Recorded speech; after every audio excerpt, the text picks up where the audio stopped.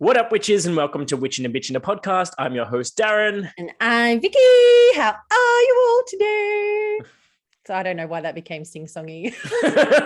Is it? Welcome to the musical version of Witchin and Bitchin, where everything will be sung today. Singing away. Oh gosh, that's not going to be good.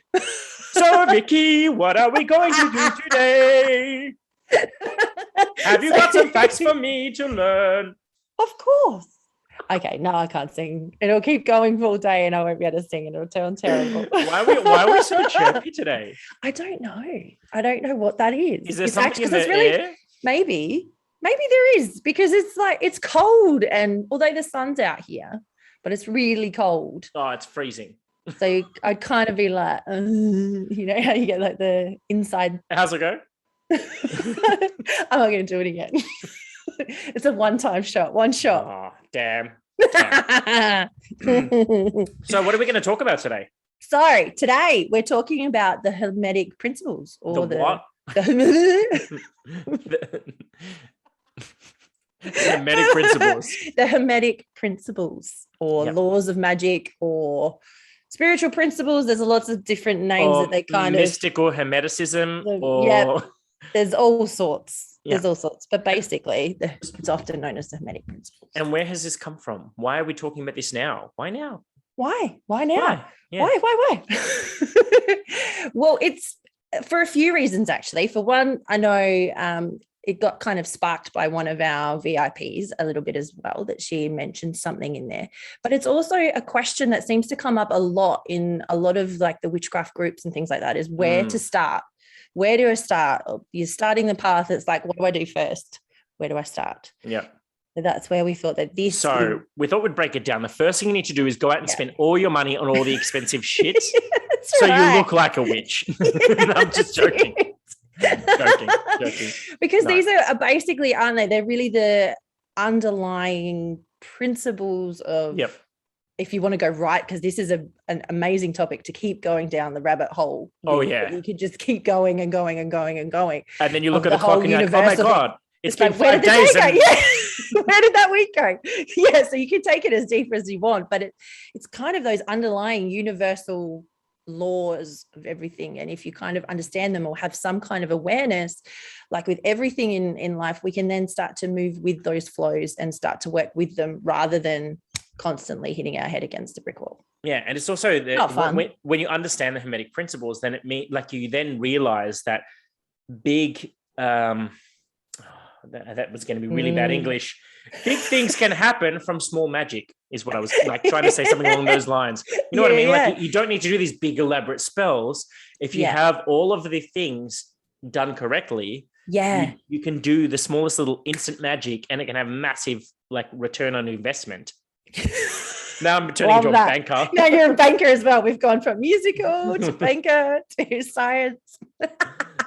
Now, obviously, but it's that simplicity of things as well that we keep often saying, is that we often get too caught up in the big and not enough into the actual. But before we get to the simple, we're going to need to like go to the complicated, the gibberish side of things.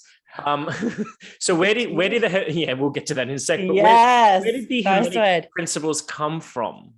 Well, I'm not going to say this word because you know that I'm not great at pronouncing things, which is why you've thrown it to me. Because I'm a bitch. No, I'm just kidding. So it comes from the Emerald Temple. Oh my God. See, now I got too flustered because I was thinking I was going to have to say that word. The Emerald Tablet. Yes. So this is where all of these writings and things stem from. There's a lot of different to bring it into the modern day and how we got the teachings. A lot of it was by word of mouth and things, but it originally came from the Emerald Tablet. Now, who scribed the Emerald Tablet? It is said that the person who scribed it was Hermes Trismegistus. Yay! I didn't have to say it. And in Egyptian mythology, we equate him to Thoth. Yep. Which is for those that are familiar with the pantheon in Egypt, he's like the tall ibis looking, like very long. Is it ibis? Is he an ibis? Yeah, the ibis with the really long beak. And he's often sort of seen to be like literally scribing something, a book and all the rest of it. Or something is holding onto his writing. Yeah. Exactly. And obviously the Book of Thoth is then a derivative of that, which is then what led to the OTO? Is the Book of Thoth, the OTO, the Golden Dawn, all of them drew from Hermeticism. Yeah. Which is why the basis of all modern day magic can trace its roots back to there, because we've all taken something from something, from something, from something, from something. Yeah. Now, fun fact, it is said that it preserves the wisdom from ancient Egyptians, Greeks, and even the wise ones of Atlantis, written upon the green stone, and it holds the key of alchemy, meaning spiritual transformation. Now, I'm not talking alchemy as in turning lead into gold. We're talking about turning your basal materialistic consciousness into golden enlightenment. Now, that was awesome. I love that. That was very poetic. It sounds cool, huh? It does. But again, it comes into those different planes of existence that we do. We often see things very much on the physical, which is like turning lead to gold, but we're talking more in the mental, spiritual realms. Well, exactly. Because it's the foundation of all things. Like, it holds the key to alchemy. It's got foundations for Western magical traditions, including alchemists, magicians, philosophers, and witches. And essentially everything that we know today, or that we talk about today in context of magic, is drawn from this philosophy, essentially. So while the Emerald Tablet is attributed to Hermes Trismegistus, the first historical record of it was actually in Arabic. And it was from the book of Bellanius, The Wise on the Causes, also known as the Book of the Secret of Creation and the Nature of Reality, believed to be written by an Islamic alchemist by the name of Jabir ibn Hayyan, which is where it's said that the word gibberish, because people couldn't understand it. So they're like, it's just all gibberish. Just gibberish. But it comes from his name. Jabir ibn Hayyan. Yeah. I love that. Little fun I love fact all for those you things. all. I love fun facts. Because I actually speak gibberish to my husband. Like, as a language. No. He can understand me. I can speak to him in gibberish. And he can understand it. He just can't speak it back. But he can understand gibberish. He can understand what it is, but he can't say it. Yeah, he can't speak. But it comes in handy when you want to have like a secret conversation. I was going to say, I've always wanted to do that. Have like your own secret language that nobody else knows. This is what happens when you grow up with brothers and sisters, because you do that so your parents can't understand you. So my sister and I, shout out to my sister for teaching me gibberish way back when. And then we used to talk like with my sister in front of people, like, so you can have that little secret code language. See, but anyway, love that. Bring it back to this. Now, tangent. From there, it said that the tablet was and its inscriptions was later translated into Latin by Hugo of Santalla, and was first translated into English most famously by, who do you think? Well, I actually know the answer. But it blew my mind when I found out who it was. Who is it? Go on, say. Sir Isaac Newton. See, that was not at all what I thought you were going to say when you first told me off air. Who do you think I was going to say? I don't know, but I didn't really think it would be him, because he's very sciencey. Do you know what I mean? Like, we equate Newton to like, he's the law of relativity. Relativity, isn't he? Yeah. Is he the one with the apple on the head? Yeah. Wasn't he also the one with the kite and the key and the electric bolt? So yeah. Even though, technically, Newton, or was it Tesla? I know, that's a whole other kettle of fish there. That's a different controversy altogether. But you just, that for me, I more associate that with like the science side of things, whereas this, I don't. It's philosophy. This literally just shows you that modern science and ancient philosophy are actually like speaking about the same things. So when people try to come to me and saying that witchcraft is a whole bunch of bullshit, I'm like, it's not though, because it's based on science. They're like, what do you mean? I'm like, all of our principles are based on like the laws of like Hermeticism, which is like almost the universal laws. It's basically physics and quantum physics.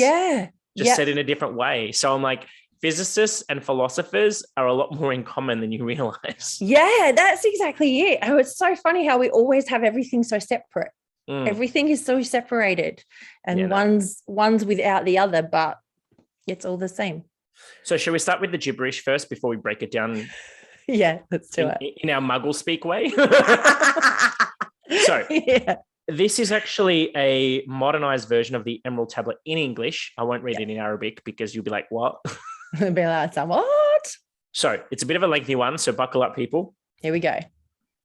In truth, without deceit, certain and most veritable, that which is below corresponds to that which is above, and that which is above corresponds to that which is below, to accomplish the miracles of the one thing.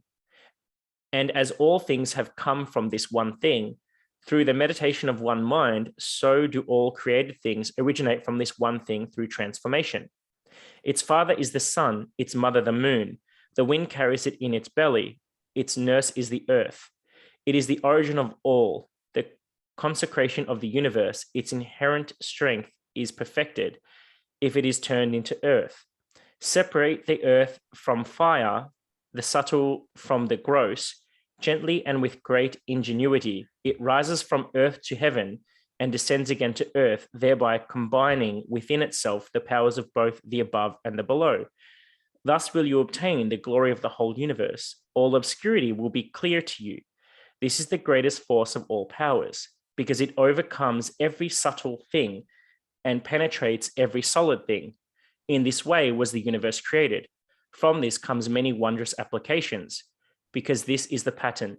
Therefore am I called the thrice greatest Hermes, having all three parts of the wisdom of the whole universe. Herein have I completely explained the operation of the sun. And now, if anyone is listening to that and thinking, what the fuck did he just say? It's okay. We're going to break it down for you all. Yeah.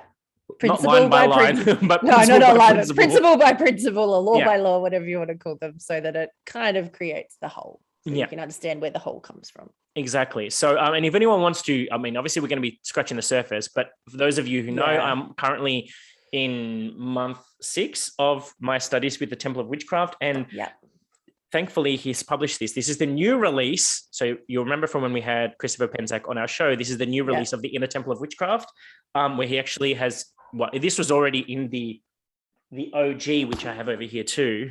I'm such a nerd. I know you are. I love it. I love it. I had to have the new one because it has all the new stuff in it. It's got the new stuff in it. That's right. You need to make sure, just in case. But obviously he goes into it in a much deeper level, both in this book as well as in the Mystic Foundation. Yeah, so there's a lot that goes through it, and also through a lot of like the Golden Dawn books and things like that as well. That has a lot of it. And if you can actually download, there's also the Kabbalion or the Kabbalion or Kabbalion, however you want to say it, which was one of the modern written translations in English, which was just penned by the 3 initiates. You can actually find that online as well to actually download it, where it all comes from. Yeah. That's got a lot of info in there. But we're basically going to break it down for you guys here. Yeah. So hopefully, obviously, as you all know, we're not claiming to be Wikipedia. Oh, no. Oh, no. Definitely. Not when dealing with this. Oh, no. This is like next level, like, depth with understanding magic. So like we're just going to be scratching the surface to an extent, but giving you kind of, I guess, our definitions or interpretations of the scripture, and then how you can, I guess, apply it or observe it in what you do and how you practice. Yeah. And kind of bringing it into the modern a little bit, like even giving the examples of just everyday life and things like that as well, where you can see it, because these are universal principles. They're just constantly around us. Yeah. Everywhere we're at. So I have to honestly say, when I first read about this back in 2005, roughly, oh God, I'm showing my age because that's considered a long time ago. I'm not giving years. So back when I first started reading about it, because like it's something that I'd scratched the surface at, but I never really understood it. 2005 is when I really started to delve deep into Hermeticism, being the basis of all magic. And when I first understood it, and I had that aha moment when I looked around, I'm like, holy shit balls. Like it's literally, you could see it in practice everywhere you look. Yeah. It's everywhere you look. Everything. And it's even now as like a modern practitioner, but also a life coach. The amount of Hermeticism that I use in my coaching practice. Yes. It's like the basis of all forms of coaching. Yeah, it really is. And it's probably most people are actively using these things without actually realizing that. They just don't know. Doing. So you're doing magic without even knowing you you're don't doing even magic. know. That's it. Don't even know you're doing it. So and when you know, you know. When you're in the know, you know. Yeah. Oh my God. But it has been really good to go back, because I know for me, I looked at this way back when. I'm not giving years or dates at all. That's okay. And I thought I kind of got it then, but then now, and I really didn't pay, not that I didn't pay attention, I didn't actually really go back over it. You skim over it and you just go, oh yeah, whatever. Yeah. And you keep going. But then now coming back and sort of re-going over everything again, I've got a whole new kind of perspective on it, and a whole new understanding that I probably didn't get at the beginning. Well, because I guess also the back then the driver was, I need to read this in order to do the cool funky spells. True. Whereas now, I need to read this to understand these cool funky spells. Yeah, that's right. I want to know the why now. The why is the question now. Yeah. It's the curiosity thing. Yes. So so basically why we're saying that is like, I mean, we've both been in this practice for a very long time. And if this is the first time you're ever hearing about this stuff, it's okay if it feels a little bit overwhelming. If you don't understand it the first time you hear it, I mean, worst case scenario, you can always listen to this episode again and again and again and again and again every week for the rest of the year until it sinks in. That's totally fine. You could maybe listen to it while you're sleeping, like it goes in. We should organize like a hypnosis. Like a hypnosis. Where we can hypnotically like get them to all the information, learn all the stuff that we crap on about on this show. Would anyone hear? Okay, viewers, I want to hear. Do you want to hear a hypnotic version? Sleep sound. Soothing sounds of my voice as you sleep. Of course, everybody does. I mean, I told Madam that sometimes I fall asleep listening to his voice, and he was just That's true. That's true. I'm still not quite sure about that one. I don't quite know how you do that, because it's very fast. No, it's because when you're just flicking through TikTok. Anyway, doesn't matter. Yeah. Okay, bring it back to let's go back to where we're at. So, shall we start with the principle of mentalism? Yes. So let's start at the start. The first one is the principle. You don't want to start at the end and work our way back? No, I think maybe the start might be better. Okay. Just this one time. So here's a little quote that goes with it as well. Excuse me. The all is mind. The universe is mental. Ooh, there you go. That's the quote. That's it? That's it. That's all you get. No, I'm joking. So the law of mentalism, or the principle of mentalism, is that everything is a mental creation. So everything comes from a mental process of some description. So I guess in everyday terms, if you want to put it into sort of how we work in our modern life, it's that kind of principle of a thought always precedes an action or something that's becoming manifest in the physical. Wow, it starts. But the thing is, it might not be a well thought of thought or an idea, but it does come from somewhere. Yeah. And even like a spontaneous act, it still starts from a thought, a spark, a something before it becomes an actual action, or it becomes something. So then if you want to look at it to then onto the more grander scale, everything is energy, and everything is various densities of energy, which we'll talk a little bit more about later on in some of the other principles. But it is that spark, that spirit, that everything has had some form of creation. There has been some thought or some mental process. We are, I guess, you can also kind of probably, I don't know if people are going to throw rocks at me for saying this, but like you can kind of look at it, if you want a really easy example of it is kind of the principle in Christianity where God created everything. It's sort of his thought, and then he manifested the whole world in that creation kind of thing. So that's that kind of principle. It's that thought, it's that manifest that then becomes manifest. So the all is spirit, or whatever we call universe, all of those kind of things. So have I just kind of confused everybody more? I don't think so. And another way to put it is like the all is a non-gender, non-pantheistic way of referring to the divine, whether you call it God, goddess, the source, Tao, prime vibration, first cause, mother, father, God, or great spirit.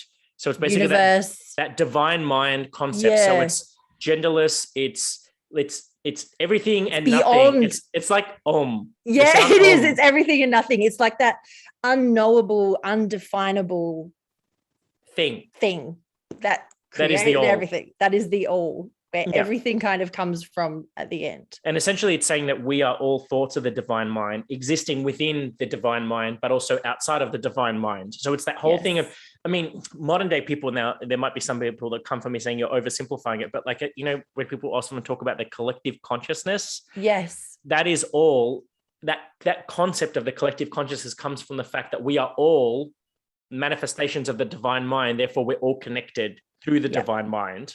Yeah. Like, that's why we can all tap into the same collective consciousness, because we're all small fragments of a bigger fragment. That's it. We're not separate from it. We're actually a part of it. See what I mean? Where we can start to go down all these awesome rabbit holes.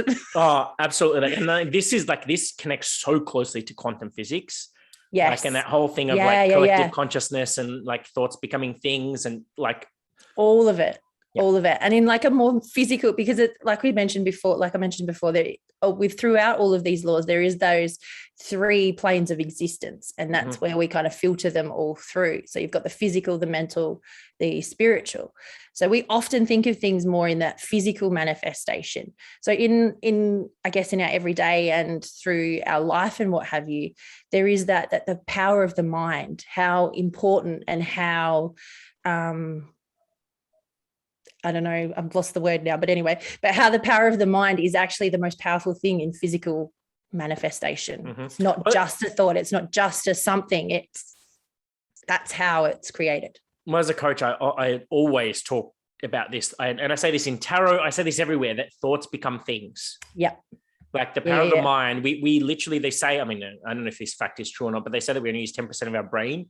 So, but when you understand the brain and how it works and how the brain is the most ego-driven thing in our body. It always wants to, like, the brain has to be right. Yeah, it wants to be right, which is all the time. Based on the law of mentalism, like, as soon as you think something, the brain looks for confirmation bias to show that whatever you thought of is true.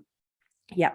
But that's also leading on to one of the other principles, so I won't go any further. I know and that's the thing, though, that it's a good point to highlight, though, that they are all really interconnected. You can't have one without the other. No, even though they may be defined as separate laws, they actually all, when you start to look at them, they actually all are completely intertwined with all of them. Yep. Everything's so intertwined. So and so as an example of this, I did an exercise. This was part of my studies where I had to actually go outside and do cloud busting. Yeah. And I remember because I called Vicky and I was on like video call with her. Yeah. I actually, no joke, this blew my motherfucking mind. Yes. It was the whole thing of, and obviously there's a lot more of a deeper practice. Like, you could read this book, it has the exercise in there. But essentially, it's in the simplistic form, it was to get into a meditative state and then go outside, literally pick a cloud, and using your mind, burst the cloud apart until it dissolved completely into nothing. Love it. Instantly, so cool. My brain was like, oh, fuck off, you can do that. That's it. It's like, no way. And so, of course, you're filled with doubt. But the moment I went, hang on a second, thoughts become things. So based on the law of mentalism, if I can think it, therefore it can happen. And so I just kept focusing and focusing and focusing. Before I know it, it literally wasn't just the wind's blowing and it's slowly dissipating. No. It literally... It was gone. And then there was big clouds everywhere else. Yeah. So it wasn't like a wind had kind of come through. Yeah, it wasn't like the wind had just come through and they'd all sort of started to scatter a little bit or something, because they were all still there. Yeah. So I'm still kicking myself that even happened. I remember I was like on cloud 9. Oh, that's a weird analogy. On cloud 9 for like a good couple of hours. And like, did I just fucking do that? What? Busted clouds. I just busted clouds. Sorry, clouds. I didn't mean it. No, that's right. But then also, I guess within our magical work and things like that, like even in our spell work and our ritual magic and things like that, it's where I guess the basis of our intent and things like that comes from as well, as like even that spark to even think of doing a spell or to think of whatever the theme or whatever you're wanting to manifest or wanting to create.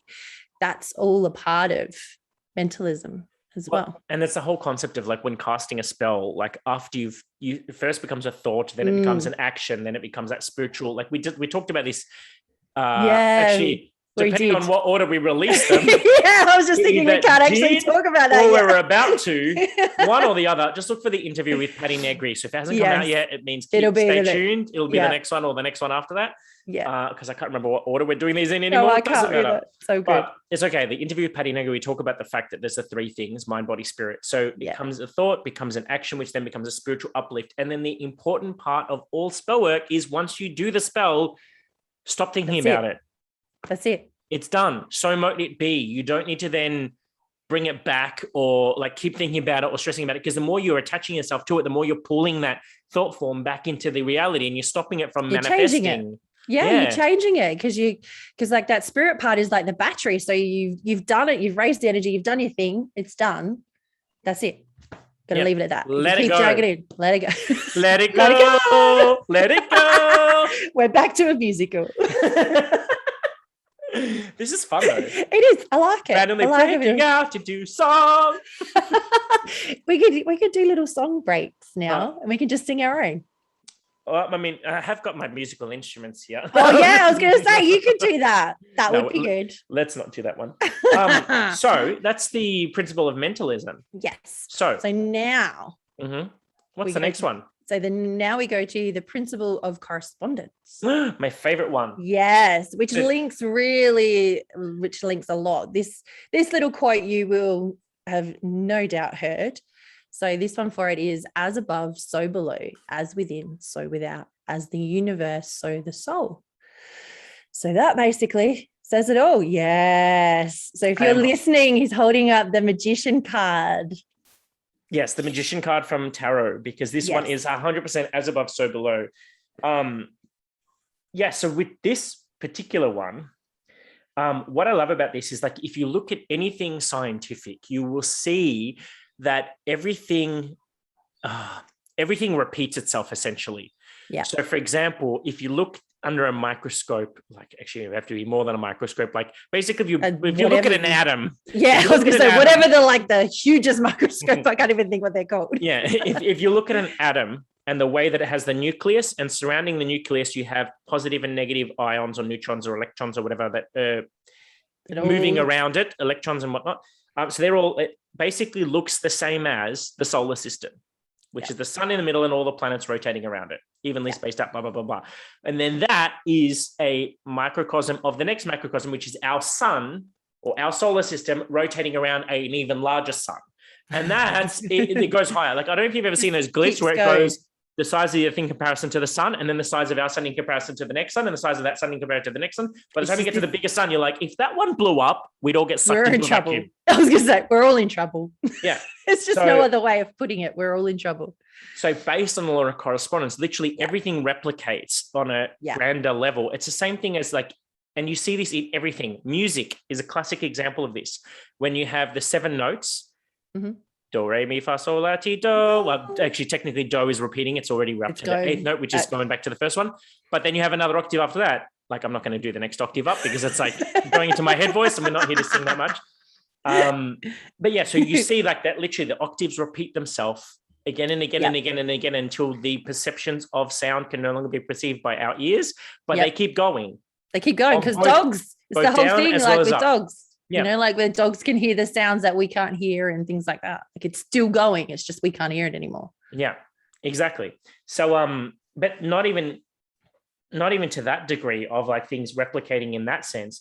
There's also with correspondence. That's why we have where we attribute certain herbs and certain planets and certain colors and certain objects with other things, like we correspond them together, we link them. So as an example, you have like fire. If you think of the element of fire, you often think of the color red, and then you might think of the planet Mars, and then you might think of the god Aries, and then you might think of the attributes or traits of either aggression or power or something along those lines. And then magical tools, obviously, depending on whether you practice one or which another. Way you do it. It'll either be sword or it will be wand, depending on what you believe in.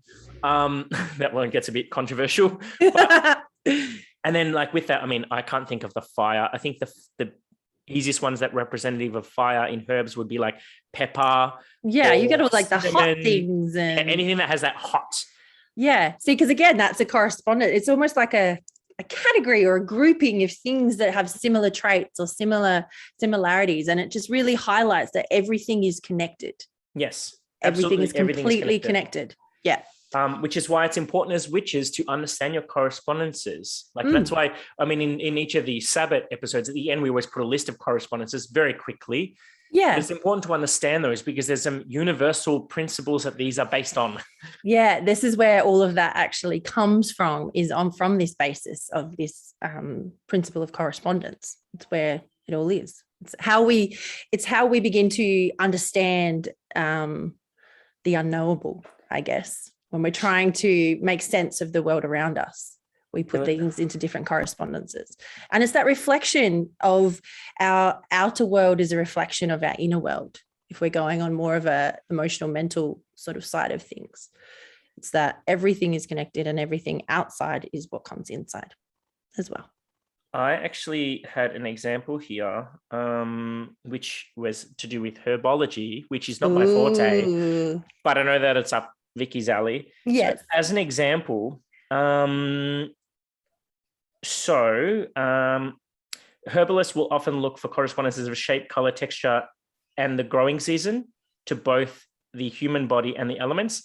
So energies of the plant world formerly unknown can be applied to the human world for healing. So lungwort has lung-shaped leaves and is used for respiratory ailments. Yep. The roots of Solomon's seal look like tendons and are used for either to tighten or loosen tendons and ligaments. Hawthorn berries are red, which is the color associated with the heart and blood, and hawthorn is used for the heart. Yellow color or jaundice is a sign of liver dysfunction, and dandelions have yellow flowers, which is used to heal the liver.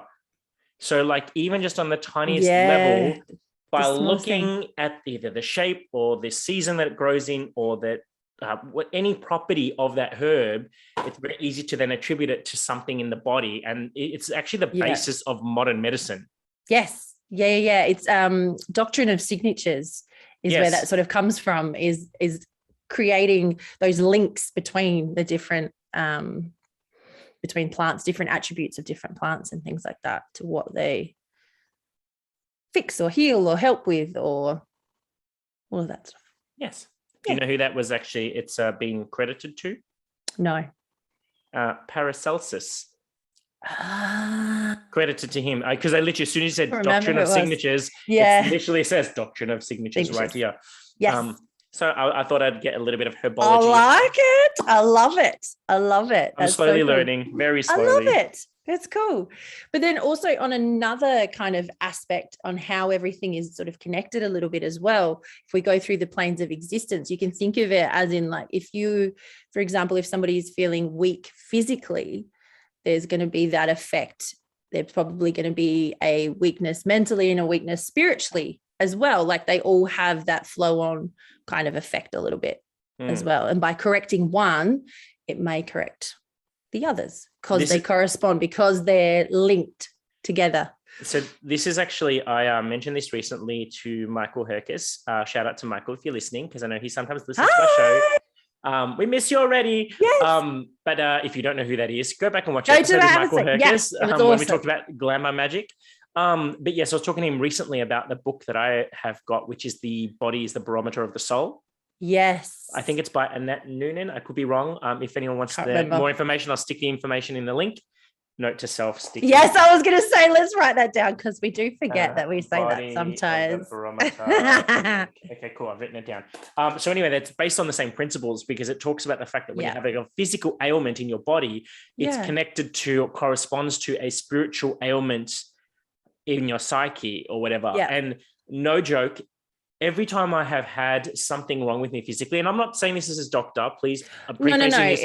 This does not omit you from going to the doctor and getting a medical checkup or whatever you need to. Because all three are linked. You've got to treat all three in their respective kind of fields. Exactly. So by treating the physical, you might, for example, go get medicine.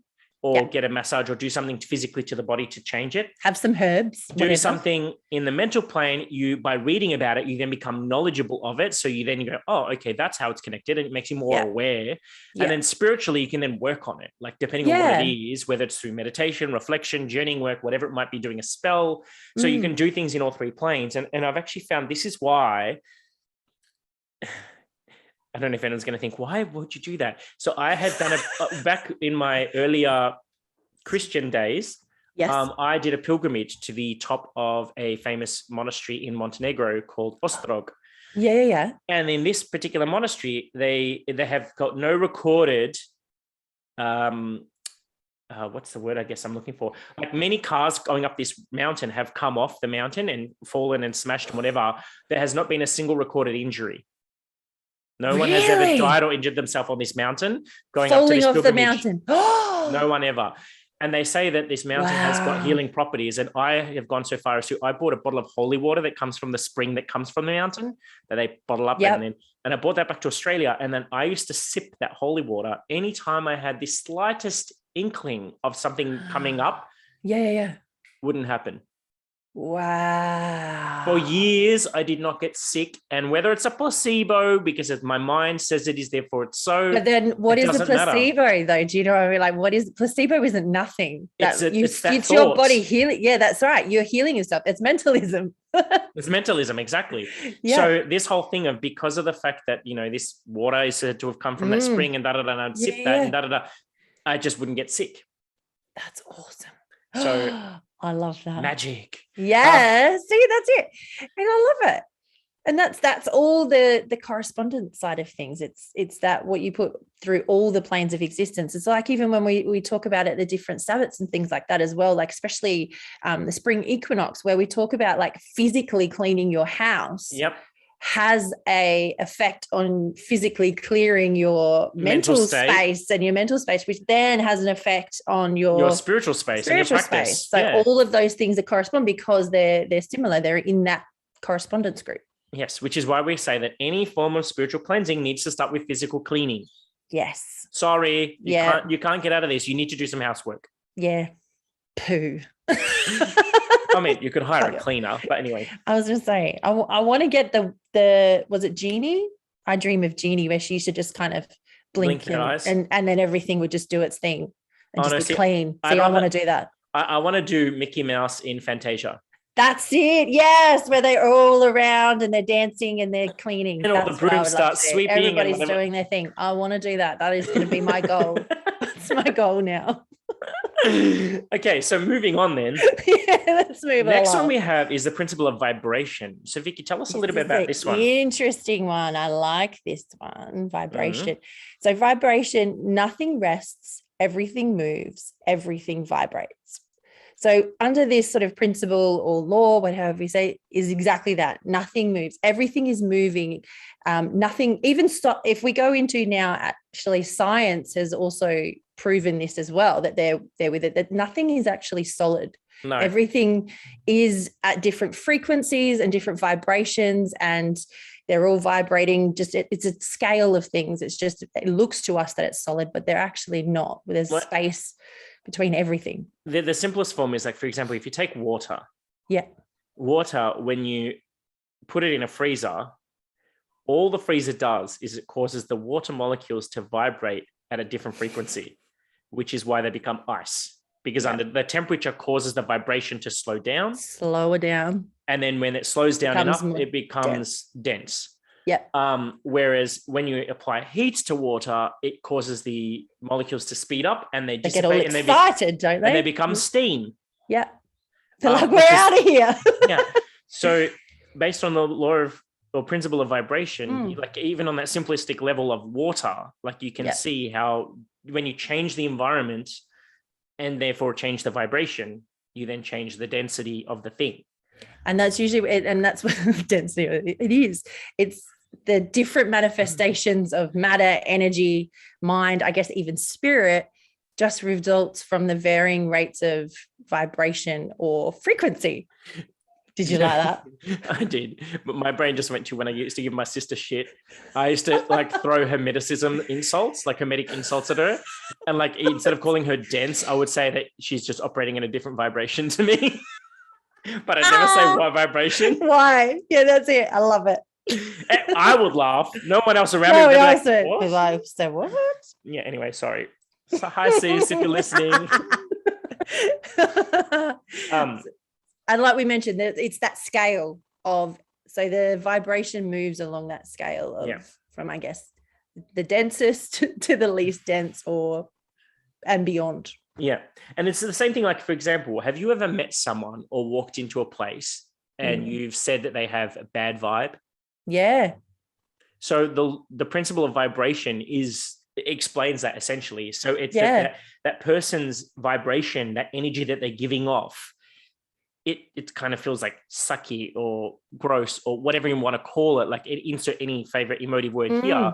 And like, because you're obviously operating in a different vibration, but by going through their energetic space, it alters your own state and it makes you feel icky.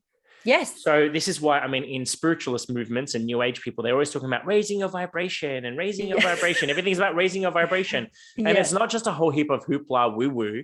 Like, that's why we burn, for example, when creating sacred space, we tend to use things like myrrh and frankincense, because the smells raise the vibrational frequency of the space around us, which creates that sacredness. Yeah, it's creating that more, I guess, high vibrational space, so that you're coming up to that more spiritual plane rather than the physical, which is probably the most dense out of everything. And a way that you can kind of see this one working out is, for example, affirmations would come from the basis of vibrational statements. So that's why it also connects to a few of the other ones, but that's okay. But for the purposes of vibration, they actually did this experiment. I cannot remember what his name was. It was a Japanese gentleman where he subjected water molecules was it water molecules? Yeah, it was water molecules to particular words. Oh, yes. And so when they put words they've like also done this with plants as well. Like when they subjected it to the sound, the vibration of like negative words. I don't like saying, for like harmful words, maybe that's a better way to put it, harmful words. Then essentially the water molecules looked all like jagged and like all over the place and whatever. But when they subjected them to more loving words like love and peace and harmony and all of that kind of stuff, then the water molecules look pretty, like little snowflakes. And they're all beautiful. They made like beautiful, almost like that mandala kind of patterns and things like that. Yep. So that's like even just a tiny example of how you can use these principles in science, and science can actually prove magic. Yeah, that's right. Because they've also done it with plants as well, with growing plants. That I think it was actually in a school kids did it, and they had to be really rude and abusive to this one plant, and then they had to be really loving to this other plant. But apart from that, they all received the same light, same everything else. So there was no other thing. And the one that got the insults was all wilty and not very happy, and the other one was growing beautifully. Do you know what I just realized? You've just given me an epiphany. Oh, have I? I have my two. I have that effect on people. My peace lilies. One of them is next to Chris's office, where he's constantly talking about work, and the other one is at the back of the house, where we're always like cheerful and fun and whatever. And they grow differently. Yeah, because it's absorbing that different. Yeah, because it's that different density, that different space. Because I was thinking, like, I water them at the same time. I keep them the same. Like, there's nothing different except their physical location. I'm like, they're being subjected to different vibrations. Yeah. Yeah. Sorry, I just had a light bulb moment. I love that's so good. And because like, even if you look at a plant, like when it's sad or whatever, it's drooping. And when we talk about when we're feeling sad or things like that, it's a heaviness. It's often described as like a heaviness. So it's that denser, lower vibration, whereas you feel lighter and more expansive with the higher kind of vibrations. So the plants go up towards the sky. I actually sometimes sing to my plants. Yeah, I do too. I talk to them. I talk to them, sing. I play music for my plants too. Oh, that's cute. Yeah, when I'm out in the garden, I play nice music. I was going to say, don't tell me you play like heavy metal. No, I don't. I play like, if I'm actually doing gardening, I'll play like some nice sort of meditation-y music that's kind of foresty. Oh, actually, that's it. That reminds me of the thing you were going to talk about with the speaker and the sand or the... Yes. It's so, if you want to see the law of vibration in a physical kind of form, there's two different ways that are really amazing. There's lots of videos that go up on like YouTube and things like that, where sand is put on, I think it's a metal tray, and it's above a speaker, and then they'll play music, and the vibrations from the sound will actually create these amazing like geometric shapes and mandalas and things like that. And it's all purely just from the vibration and from the sound. And you can also do a similar thing with a singing bowl. If you've got a large singing bowl and have water in it and you play the singing bowl, you'll see the water will actually start to move and vibrate and do all these amazing shapes. So they look absolutely amazing. I love them. It's just the most gorgeous patterns, and and different music and different frequencies create different patterns. Well, that's also the basis of like a lot of like when I'm emotional, I will sometimes intentionally listen to particular music to change my emotional state, to either A, come out of a bad emotion or a harmful emotion, I guess is probably a better way to put it, because I don't like dense emotion. I don't think that heavy emotion. Exactly. So I'll either do it to bring myself out of it, or I'll do the opposite, and I'll take myself deeper into it just to really get it out. Yeah, feel it and really get it out. Because I'll do that, get things to make me cry. To get it out, like to help move it through. Yeah, exactly. That's and that brings into another point, that like to change our sort of mental state, we change our vibration. If we change our vibration through the use of our will. So this is where we can come into with a little bit of our magical stuff is our use of will, that we can change that state just by focusing on it. Where focus goes, what is it? Where focus goes, energy flows. Yeah. It's that kind of same kind of principle as well. So it can have a greater effect. And that even takes us back to the principle of mentalism again. Yep. And even the law of correspondence, where we can have that greater effect if we change our mental state, that can have a greater effect on our outside world as well. So this is where they all start to intertwine. And and it's only going to get more confusing as we go. So if hopefully you're keeping up with us. Yes. This is also something, I guess, from a magical point of view, things of what you could do is also like chanting, and because that's often a way that I will use to raise the energy. And things like that as well, is chanting or sound and things like that. Yeah, I do a lot of in my meditation practice. Whenever I'm feeling particular ways, I'll grab my mala beads and I'll literally just sit there doing mantras. Yeah, and I'll just go over it and over it and over it and over it and over it and over it and over it. 108 progressions. Yes, to then change my mental state. And like I literally, there's no way to not feel blissful and calm after doing 108. It is mantras of something. Yep. Whatever it might be. Obviously, you're not going to... I was going to say, as long as it's not a really heavy word or something that's going to really bring you down a little bit. But if you're doing those different mantras or chants or all of those kind of things, it's all working from that law of vibration. Yes. So then, moving on to the principle of polarity. What's your little quote for this one, Vicky? I'll give you the little quote for polarity. I quite like this one. It's a bit longer. Everything is dual. Everything has poles. Everything has its pair of opposites. Like and unlike are the same.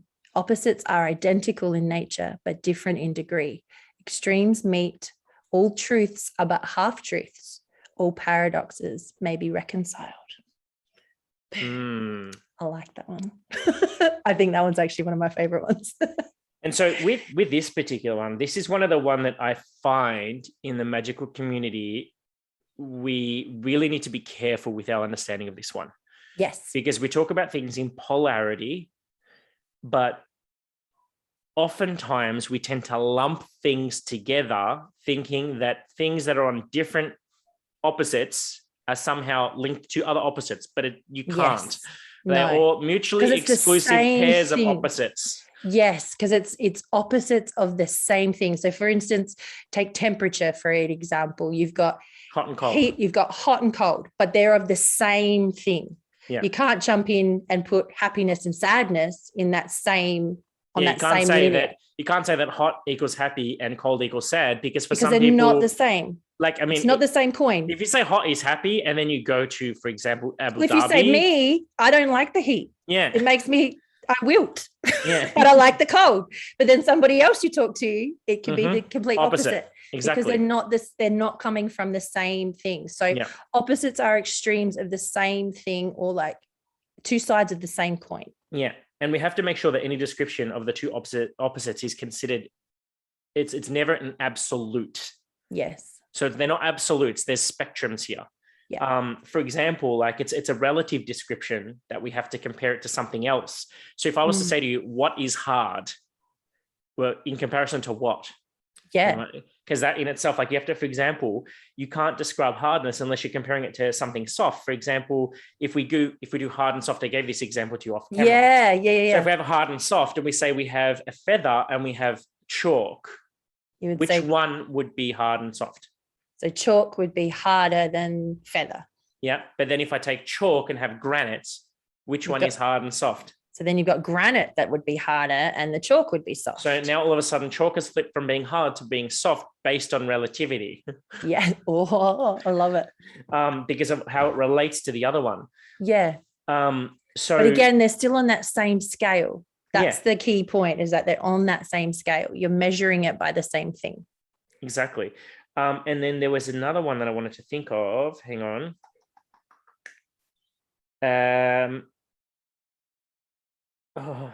I've just lost my train of thought. Do you want me to jump in and then? Yeah, you jump in. Yeah. Because this one can also link into it as well with what we were just talking about with the law of vibration as well, because you've got where they come from like a low vibration.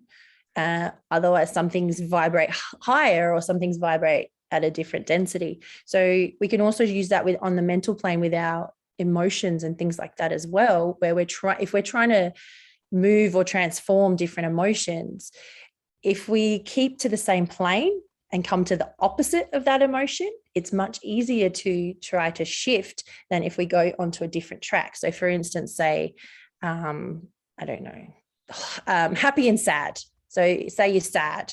So in order to, if we come up and say, no, you need to be courageous to get rid of that sadness, you can't measure it the same way. It's not going to work. So it's two completely different. They're on two different tracks, what we were trying to talk about before, with everything being on that same line. Yeah. And it's like, for example, like because what you're saying there, it's that whole thing of keeping them separate. Like we can't be lumping things together, for example. And I literally have some here. So if we go, people often equate things like up, white, good, male, day, positive. Yes. On one side. All together. And then negative, night, female, evil, black, and down to the opposite, to the like other side. Dark. But you can't think like that. Because they're not, because it's got to be opposites of the same thing. They're not on the same line. So all of those things are probably, so how many, you probably said about 6 different things in each category. That's 6 different lines that have their opposites. They're not the same. No, and you can't call them same. And this is why when we talk about like positive and light negative, and dark, like when people say like dark or black or negative, and they lump them all together, like even just that on its own, like when it comes to science, positive literally refers to positive electrical charge, while negative refers to negative electrical charge. So someone in the scientific realm decided that a certain charge is called positive and a certain charge is called negative, but realistically the charges is just different. Yeah, it's just different of the same thing. It's extremes of the same thing. Exactly. So if you think of this in respect to ions, now there are certain types of music that you can listen to and certain activities you can do. Like, for example, if you sit near running water, like a running water fountain or near a stream or something, that releases negative ions and that's supposed to make you feel good. So negative ions, but they're making you feel good. Yes. Now you can go the opposite end. If you take vitamins or supplements or something or medicine that's supposed to make you feel good, and they're classed as positive ions, but then the moment that you take too many of them, they're not good. It can have a negative effect on you, and they can actually make you feel shit. Yeah. So even a positive ion or positive thing can make you feel negative if it's in excess. So it's all about balance. Yeah. Which is why we get this concept of the yin and the yang. Yeah. Like everything has an element of opposite. Yeah. Everything has a bit of it in there. Exactly. Yeah, so that's what I was trying to say before. It's the whole positive and negative, because we often think black, dark equals negative. Yeah. But that's not true, because it's white and black magic. White and black magic. Like it's not. It's not a healthy conversation, or one that we should be having these days. No. Like when people still say, "Oh, do you practice black magic?" It actually grinds my gears when people still have this concept of black equals bad. Yeah. And I don't know whether this is systemic racism, that we've equated black to meaning bad, or whatever I think a lot of it that white is right and black is bad, whatever it might be. But this is where we need to, as magical practitioners, we need to stop using this like vernacular, so that then the non-magical folk, muggles, so that we can train them and teach them not to use the same terms. But if we're using them within our own community, like monkey see, monkey do, they're going to start using them to refer to our practice. That's right. So now there was one other point that I wanted to give you. It was talking about when we're casting a magic circle and wanting to banish all negative energies. Yes. So remember what I just said about sometimes negative energies can actually be positive for you? Yes. As in they're negative in nature, but they have a positive outcome in you. So if you're banishing all negative energies, that means you're also banishing all negative ions. So we need to also, when doing spell casting, you're shooting yourself in the foot by using the word negative in any spell casting practice. You're better off banishing all harmful energies as opposed to negative energies. Yeah. Does that make sense? Yes. Although I'd use this as a bit of a teachable moment to some, in case there's some people out there who don't know any better, because oftentimes when you see these watered down versions of our practice written by people that have been doing witchcraft for like 5 minutes, and they use these very blanket terms of, it's love and light and positive and da-da-da-da-da. It's all about positivity, welcoming the positivity and banishing all negative forces. No, you're saying it wrong. Yeah, that's it. You've got to be very particular. That's something we always say, isn't it? That you need to be very particular with your words. Yeah. So I actually say, when I'm casting circle, I say to banish all harmful energies, both positive and negative. So I'm banishing the harmful energies, both positive and negative. Yep. Just whatever's going to be harmful. Because if you've got a sickness or an illness, like I think when we spoke to Storm Fairywolf, use this example. If you had cancer and you fed it more positive energy, you would be growing the cancer. So in that instance, you'd be wanting to. So in that sense, positive energy is considered harmful. So you'd want to banish that. But you could welcome negative energy because it's sucking that, like basically depleting it. That's it, suffocating it, kind of thing. Yeah, exactly. Cutting off its supply. Sorry, I know I jumped on a bit of a soapbox just No, I like that. That's good. But it's a way of understanding them in real terms, as well as also understanding how important it is for us to actually to really do understand these underlying principles. And that's what I was trying to say before, that it's not necessarily about that we have to know everything about all of it. It's just that if we can work with those energies, we're going to then start to have better effects, I guess. And this is where I'm actually trying to check myself every time I say things in the mundane world where I talk about things being really negative. I'm like, why am I connotating bad with negative? Like, there's a connotation there that I shouldn't be doing. So I'm now trying to reframe how I say things in the mundane world, because it then becomes easier not to slip up in the magical world. Yes, it is. And especially emotions. That's always a really good one, as well, as what we often perceive, I guess, like anger and sadness, fear, hurt, guilt. We call them negative emotions, but they're not. Or bad emotions or whatever, but they're not. It's just an emotion. It's just emotion. And again, it's the extremes of that same emotion that denote whether it's harmful or, because the reason for anger and things like that is to help us to rise up and to stand up and get power. But if it's not used in the right way and it's used to the opposite extreme, then that's when you can get like the more harmful effects of anger. So again, it's that scale on that as well. Well, for example, if you use that going down that tangent, like if you think of when you have something like like we've said this about in the past when we talked about some other stuff about people say love and hate are on opposite sides of the coin, but they're actually not. Yeah. Love and hate are the same side of the coin, opposite extremes. Yeah, that's right. So it's actually love and fear that are opposites. But love and hate, it's basically one is just given in a positive manner, and the other one is given in a, like, it's not even negative. It's almost polarity within polarity. Exactly. Polarity of one side of the polarity. Because if you apply anger to love, you get passion. That fire, if you get, not anger as in angry with your partner, I'm saying no, you get the anger within your love life. You get that kind of animalistic, that passion, that lust, that the drive, part that's giving you that power, to stand up and things. Whereas if you have anger applied in the opposite end of the spectrum within love, that's when you get hate and loathing and all that kind of stuff. Like, it's a toxic that toxicity manifestation of anger within love.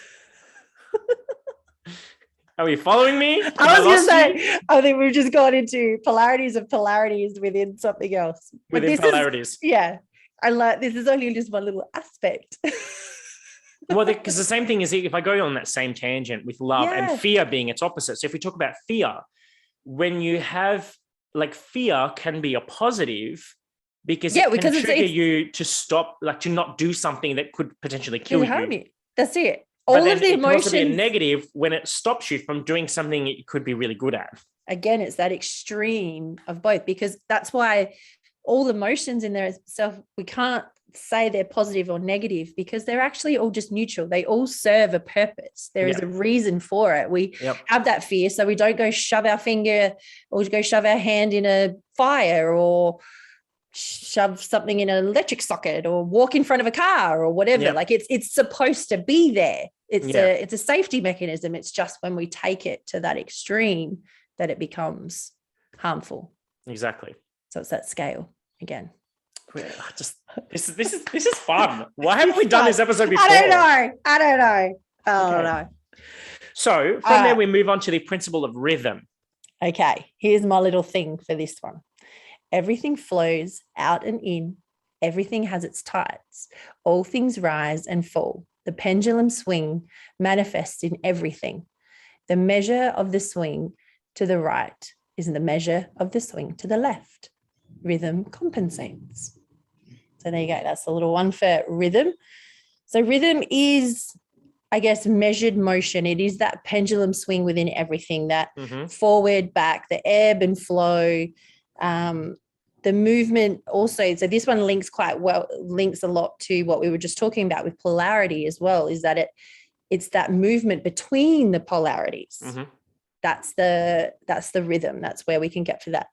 And that energy is always constantly flowing and moving, and that everything is going one way or another. And that we, as in a magical perspective, as well as if we can learn to kind of work with those ebbs and flows and things like that, then we can actually start to direct that energy and start to move. But this is really the basis of all magic. I mean, we talk about the lunar calendar, we talk about the solar calendar.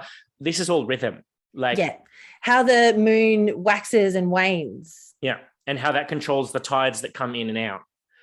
Which then also how that affects your emotions that rise and fall. And I can tell you, having worked in customer service for most of my life, without looking at a calendar, I could tell you when it was a full moon. Because all these fucking crazy people would call and complain about the dumbest shit. And there's a reason why the word lunacy, in other words, crazy, has the word lunar in it, because the moon controls their craziness. It's the same reason why domestic violence cases go up, and police get called out a lot more around full moons, because people lose their mind. So there's like all of these cyclical things that happen. It's the same reason why, like, we do some things on the full moon, some things on the dark moon, some things on the waxy moon, some things on the waning moon. Same reason why we do some things in certain parts of the solar calendar. And then even if you go on an even grander scale, because even the sun is moving around the galaxy, around the space, it's not static. It moves as well, because everything's in rhythm. Moving.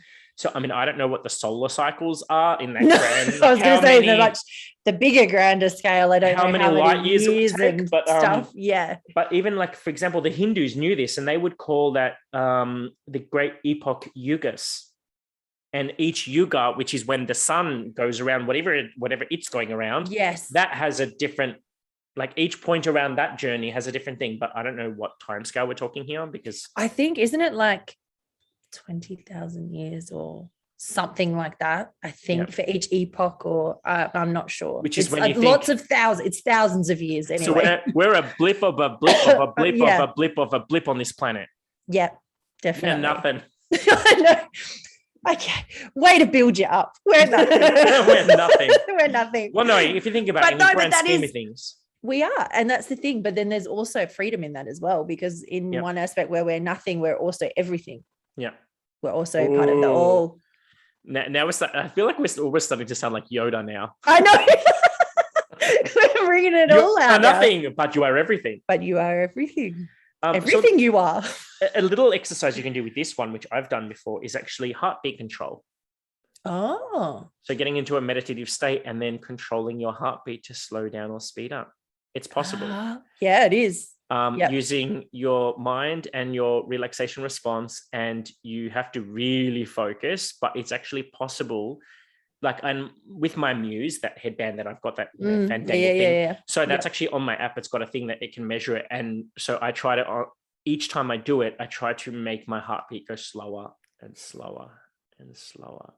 And then you allow it to return back to a normal pace. Because this is the thing, you have to be very careful. Don't want to stay there. I was going to say, you don't want to stay down there. No, and you also have to be very careful. Don't want to stay up here either. You can't kill yourself using your mind doing it this way, but like they say that there's, through a monastic practice of meditation, you can actually, there have been some cases of people who have slowed their heart rate right down to the point that you could almost be perceived dead.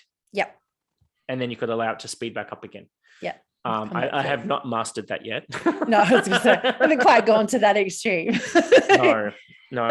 But the breath is a good one, like a good example with that as well, that you can, by different breath practices, you can influence all those other things as well. Yes, exactly. And it's also this one also with rhythm on an emotional state and on a more personal kind of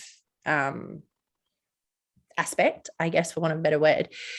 It's important to know that there is emotional tides and that life has ups and downs, like all of these kind of things.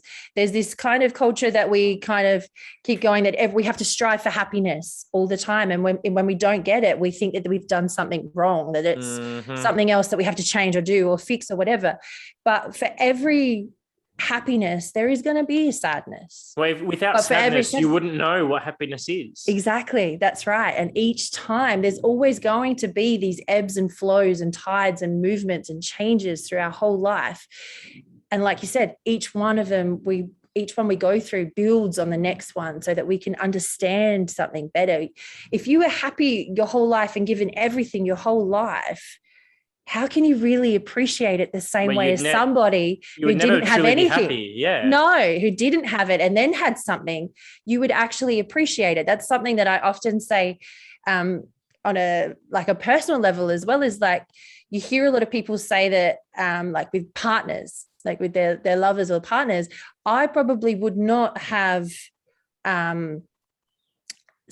not that I wouldn't have stayed with Scott. I wouldn't have appreciated him for who he is if I hadn't perhaps experienced what I perceive as bad or harmful relationships before.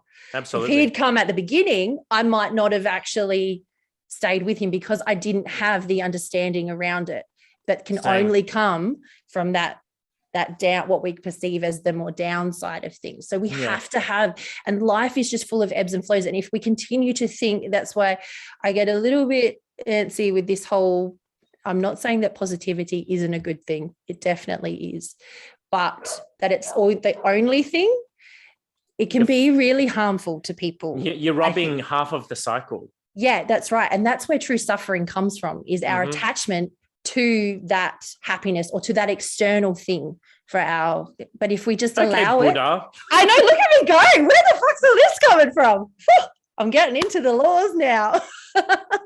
Okay, Buddha.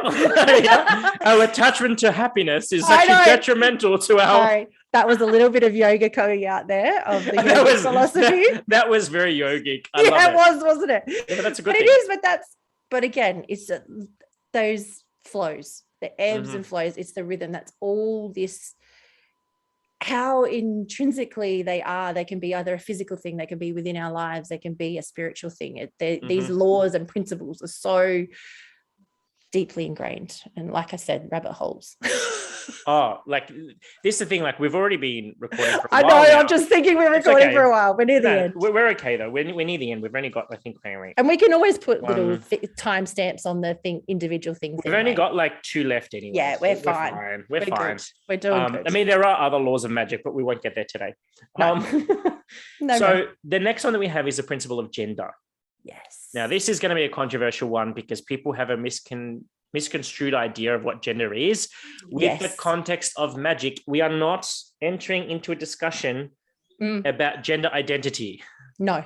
Gender this is in not magic what this is about. It's got nothing to do with gender identity. Gender identity is a social psychological thing. Yes. Is that the right word? Psychosocial. So. Yeah, it's psychosocial. So, yes. Psychosocial phenomenon. Yeah. We're talking purely about gender in reference to magic. Yeah, and universal laws. Yes, because the two things are mutually exclusive. Yes. Because I've heard a lot of people, especially like, because I am part of the LGBTIQ plus 2, whatever, A, B, C, D, F, G, alphabet mafia. And whenever people are like, oh, but I'm non-binary, so how can I honor gender in magic? I'm like,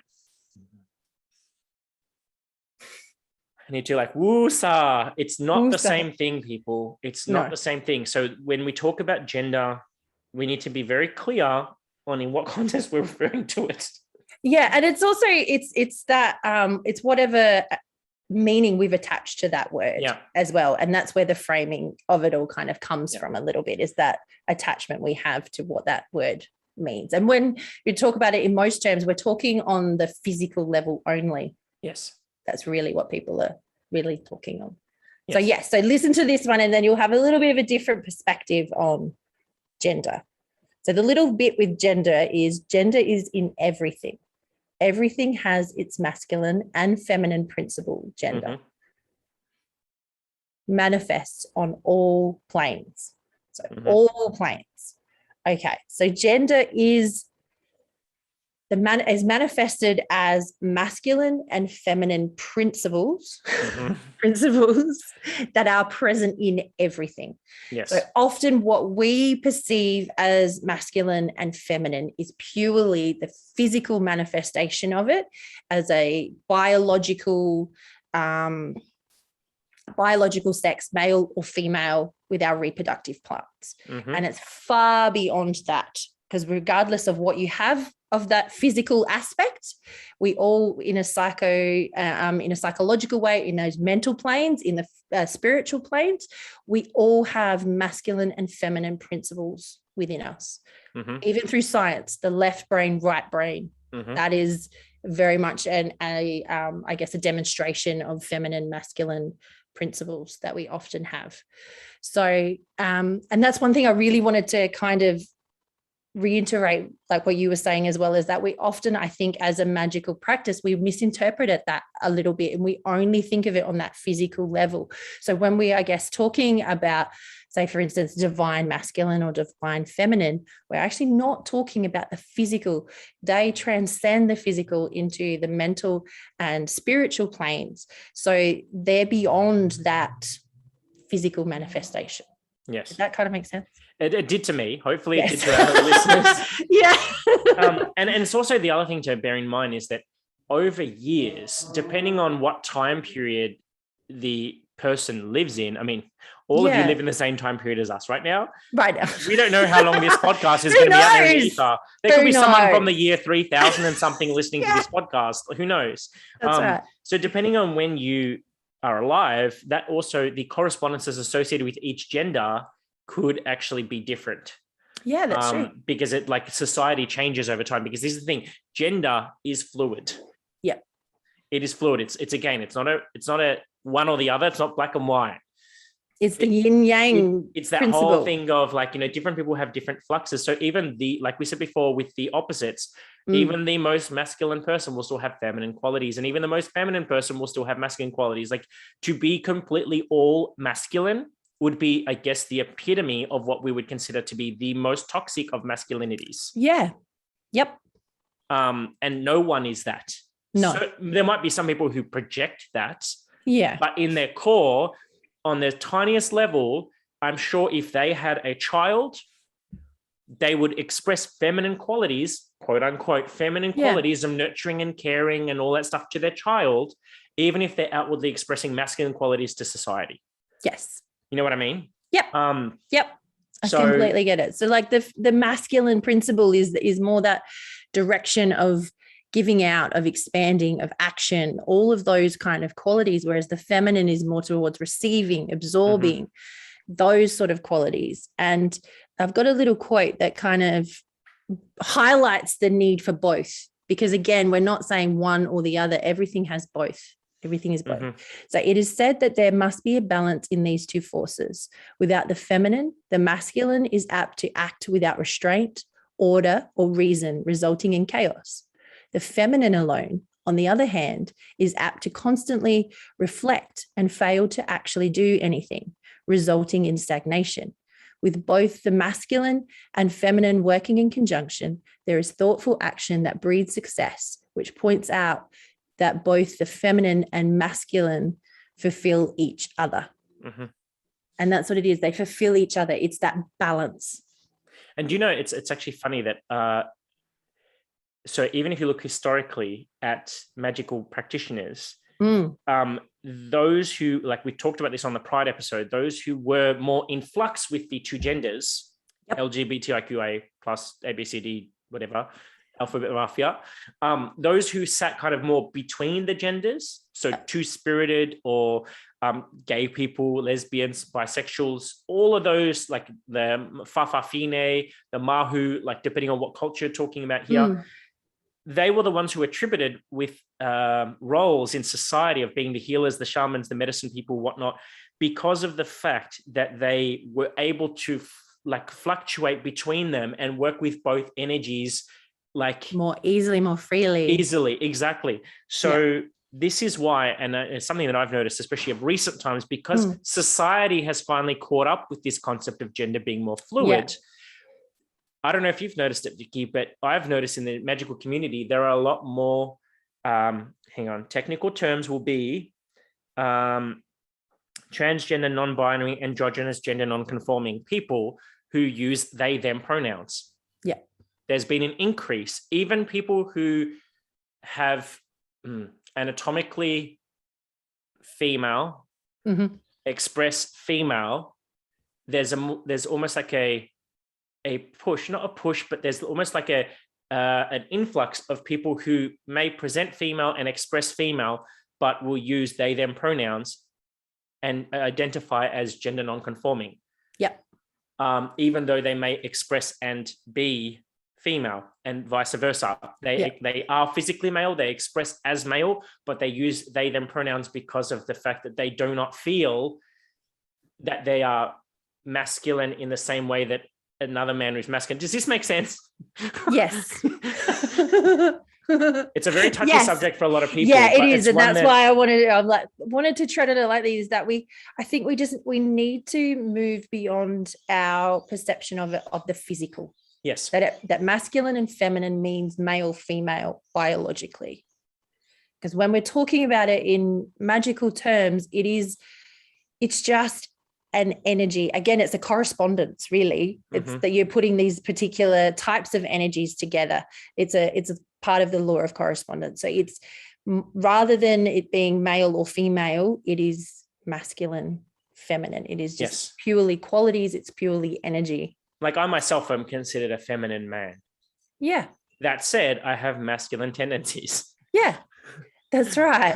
We all have both within us. And I when I was thinking about this and I realized how much even myself, even though I kind of understand and move beyond that male, female kind of physical manifestation of it, that it is quite ingrained in us to associate feminine with a female and masculine with a male. Like if you're Oh, thinking like a trust god me. or a goddess. I know so many feminine males and masculine females. It's not funny. Yeah, and that's it. But we do, and we know that. But even just in, like, if I was to say to you right now, if you were coming from, say, a Wiccan background where you have the god and the goddess, what does that look like?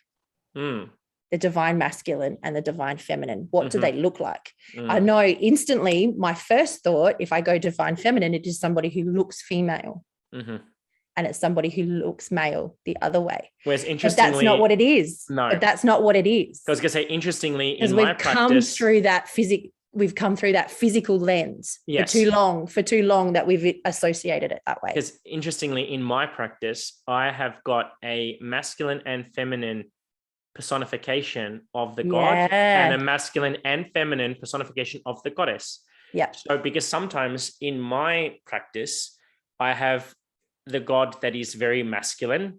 And for me, it tends to be more of that ram energy, goat energy. Whereas for me, when it's deer energy, it's more of the feminine. So even a stag has horns, it's male. Yep. But that's more of the feminine qualities of the divine masculine. Yes. But have you always been that way though? No.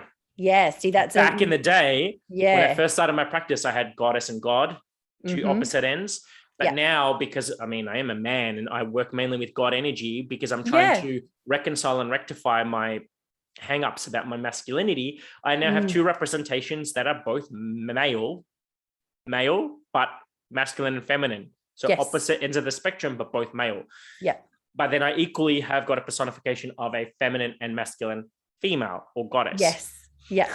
Fuck, this is a hard one. Isn't it? It's really hard. It's really hard to talk about because we have created masculine and feminine as interchangeable with male and female. Which they are not. And then they're not. And under this law, that's why I really wanted to try to make that point, is that it's not male, female. Then those terms are not interchangeable. It goes on that, what we were talking about before with being on the same line. They're not opposites. They're not opposites of the same thing. This is two different tracks. So exactly. Yeah. It's more about that energy. But that said, obviously, when we're talking about masculine and feminine with respect to witchcraft, we're talking about the confluence of the masculine and feminine energies that are required to create magic. It's the balance that's needed.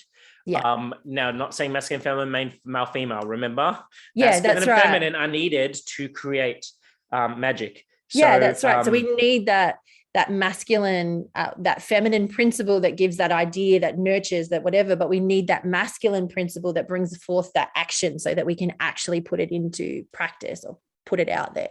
Yeah. And again, it's not male, female, it's that principles. That was a hard one. Wasn't it? I thought that one was going to be really easy, but it was actually really hard. I thought so too. And I hope we haven't just confused everybody with everything. No. But and this is why, look, if there is anyone out there who got confused or felt like we're being offensive, trust me, we're not at all. We're not. No. Unless, of course, we've expressed it poorly. we tried our best to try to express it in a way. But what we're trying to display here is just that there is a difference between male, female versus masculine, feminine. Yeah, and that with witchcraft, gender is needed in magic, but it's separate to gender expression and gender identity. Yes. Which is also separate to sexuality.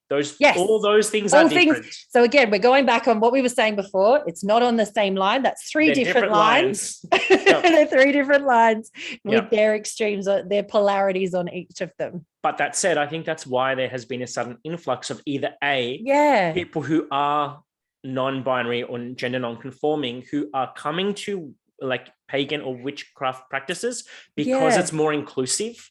Yes. Or equally, those who were already in the practice are now bridging that gap and starting to identify as gender non-conforming and non-binary. I know a few of the authors that we've had on the show use they, them pronouns. I myself have not. So I don't want to confuse anyone. I'm cis male. I was born male, identify as male, but I use both he, him, his, and they, them, theirs pronouns. Yeah. Reason why is because I'm trying to use my stance in the community to almost combat that head on, to normalize it so that the people who exclusively use they, them pronouns don't feel ostracized by society. So I'm normalizing it by saying, if you want to call me they, them, I will not get offended, because why would I get offended by that? It's not going to hurt me in any way. No, that's right. All I'm trying to do is use my platform and my voice to help normalize it for those who use they, them pronouns. Yes. Just so many pronouns in one short sentence. I know, that's a lot. Okay. Okay. I think we've got it out there. Yeah. Okay. Moving on then to the next one is the principle of cause and effect. Cause and effect. So this is the last one of the 7 principles. Yes. So every cause has its effect. Mm-hmm. Every effect has its cause. Mm-hmm. Everything happens according to law. Mm-hmm. Chance is but a name for law not recognized. There are many planes of causation, but nothing escapes the law. There you go. There's that one. So essentially this one, boiling it down, this is talking about the fact that it's telling us that basically nothing happens by sheer chance. Yeah. But that said, many things that seem like coincidences have had a cause from somewhere. Yeah. It's like the whole thing of, there's that concept of a butterfly flaps its wings in the Amazon and it results in a tsunami on the other side of the world. Yeah. Cause effect. Obviously, there's a massive leap there that's happened, but in the quantum, anything is possible. That is exactly it. But it's the same thing as that, for example, the cause may not even be physical in nature. It could be mental or spiritual. Yeah. Yeah. Which is why this is where the whole cause and effect, this kind of ties all those other ones together, because cause and effect, it's that whole thing of I talk about in my coaching practice, when you live at cause, you understand that life doesn't happen to you, life happens for you. Yes. So I always look for the cause. I live at cause in my life, meaning nothing happened to me. It all happened because of me. Yeah. So therefore, by approaching life with a statement of empowerment that I created this reality, I then question, why would I create this negative experience? And then the answer to that is always, well, what can I learn from it? Or what? Yeah. What can you know what I mean? Yeah. What can I take away from it? I believe that I've created everything that exists right now. All of my heartbreak and heartache from my years past, I created them. Yeah. And you might think that's a real fucked up way of looking at your life, but it's actually very healing, because you think, well, if I created that, why would I have created that? Well, it's probably to learn something in this lifetime. You know, I'm talking very hyper spiritual lens right now. Yeah. But you can even talking about the most mundane things as well. Some people often think of this one in response to traditional physics. Yep. Because when you said every cause has an effect and every effect has a cause, it's like every reaction has an equal and opposite reaction. Yeah. Every action has an equal and opposite reaction. Yeah. But I find the concept of cause and effect is probably a lot easier to digest than equal and opposite, because people go, what, equal and opposite? People start to get confused by equal and opposite, because it's almost like an oxymoron. It is a little bit. Yeah. How can it be equal and opposite and doing this and doing that? But yeah, cause and effect. It's that, I guess it comes down to that whole thing of, if you understand the consequences of your actions, then you get to choose what action to take. It's about taking responsibility in a lot of things. Yeah. It's really about taking responsibility, that everything we do has a consequence. If you mouth off on social media, it has a consequence somewhere else. So it has an effect. Are you the cause, or are you living in the effect? But equally, because we live in a state of polarity, consequences can also be positive. They can. That's right. It doesn't necessarily mean it's bad. That's what I meant by, if you know the consequences, you can choose which action you want. It's not necessarily a bad action, or it's going to be a bad consequence. If you know taking that step is going to create this, okay, I'll take that step, not that step. So it's about creating that taking self-responsibility and actually being aware of your actions. And also to live, like you were saying before, to live in the cause, be cause, not effect. Because you can actually act or be acted upon. You could actually be moved along through life on the big chessboard that is our life by somebody else's will.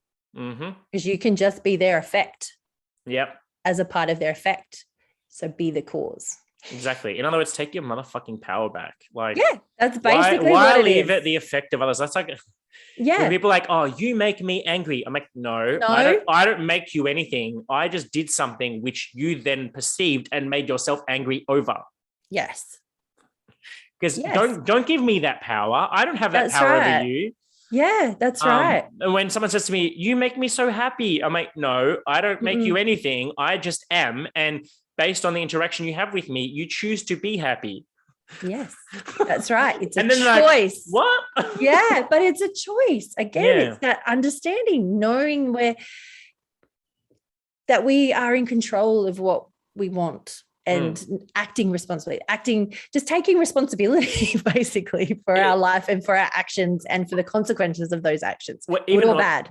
Even on that same tangent, like if I know that someone if I feel a certain way anytime I'm around a certain person and it's less than favorable, it's your choice. I can choose not to hang out with them. Yeah, but that's the thing, simple. Isn't it? You become an effect of that if you're not choosing anymore. You can't blame the other person for that. That is, they are who they are, and you then choose. It becomes about choice and power, I guess, and responsibility. And then this is, I guess, the basis of the Wiccan read, which, like for those that don't know what it is, because not everyone here is a Wiccan. So obviously the simplest version of that is by the Wiccan law, ye must in perfect love and perfect trust, 8 words the Wiccan read fulfill, and ye harm none, do what ye will. What ye send forth comes back to thee, so ever mind the law of 3, follow this with mind and heart, merry ye meet and merry ye part. So this whole concept of the Wiccan read, now some people, we're probably going to do a follow-up episode about it specifically. Yeah. But this all comes from the cause and effect, that whatever you put out there is going to come back amplified. That's the whole concept of it. And it's not saying that it's just a Wiccan concept. This is a universal law of cause and effect. Whatever you put out there, and we've had countless guests, Storm spoke about it, Patty spoke about it. Oh God, so many of them have spoken about it. I was going to say, most people do. Ryan has spoken about it. Christopher has spoken about it. Like whatever you put out there, you're going to get back amplified. Yep. Doesn't matter what it is, based on the law of cause and effect. Yep. Which also comes into vibration and all of the other ones that we've talked about as well, is because what we're doing is macrocosm, microcosm, all of the other ones. Yeah. Like it's that flow-on effect of everything. So I'm not going to do any practice shaming. If you choose to curse and hex and do all those things and get retribution, all the better for you. You do that, boo-boo. I'm not stopping you. But just remember that whatever you're putting out there is going to come back to you. Yeah. Because you're attracting. It's about making informed choices that into your life. Exactly. Yeah, but it's about making those informed choices, knowing what the consequences are going to be of that action. Yeah. Good, bad, or otherwise, and then choosing what action you're going to take. And so that's where also, I guess, it becomes really strongly then as well, which we talk about a lot, is using our will and having that strength of our will to be able to move forward and work out what the cause and effect is. Exactly. Yeah. So I hope everyone has enjoyed this episode. I've enjoyed it. So in summary, the simplified version of the Emerald Tablet with all the little tidbits that Vicky gave us, the simplified version is: the all is mind, the universe is mental, as above, so below, as below, so above. Nothing rests, everything moves, everything vibrates. Everything is dual, everything has poles, everything has its pairs of opposites. Everything flows out and in, everything has its tides, all things rise and fall. Every cause has its effect, every effect has its cause. Everything happens according to the law. Gender is in everything, everything has its masculine and feminine principles. So that's like the simplified version of all the stuff we spoke about. These are the things that you could even, just that last bit, if you want to learn it, you could even like just write it all down. Yeah. Do my trick, stick it on a piece of paper on the outside of your shower. And every time you're in the shower, you can read it out loud to yourself. Yeah, yeah. Because the more that you understand the Hermetic principles, the more you'll understand your magical practice, the more you'll understand yourself as a spiritual person, and whatever that looks like. Like because this is the fabric, or these are the interwoven threads that create the fabric of life. Oh my God. Here we go. See, we're pulling out all the philosophical stuff today. Yeah. So these are the threads that interweave to form the fabric of life. And the more you can understand that, the stronger you can make that fabric. Yeah. so that your practice can support you and nourish you and cocoon you and blanket you and all that other stuff. Think of any favorite fabric analogy. Whatever you're going to do with your fabric. Nice warm jumper. So I want to hear from you all. Yes. Do you want more of this kind of stuff? Yeah. Because this is probably as deep and philosophical as we've ever gone. Probably have, yeah. But it's actually a lot of fun. It is a lot of fun. I feel like this is like Witchin and Bitchin 2.0. We take, go we're next done, level. We're done with the fluffy stuff. It's all real now. But no, in all seriousness, like let us know if this is the type of stuff you want to hear from us. Let's peel back the layers of the onion and get to some of the core of some of this stuff rather than just I mean, we've done a full get to the cause, not the effect. We've done a full revolution around the sun since we started this podcast. So why not now than any other time to reinvent this podcast? So let us know how you want us to shape this, how you want us to go forward. I would love to hear. Take it to that deeper level. Go to the next I want to get deep with you. You just like to do the deep voice. I want to get deep. I can't even go that deep. It's very hard to talk here. Anyways, until next time, everyone, I hope you've enjoyed this and we will speak to you all soon. See ya. Bye.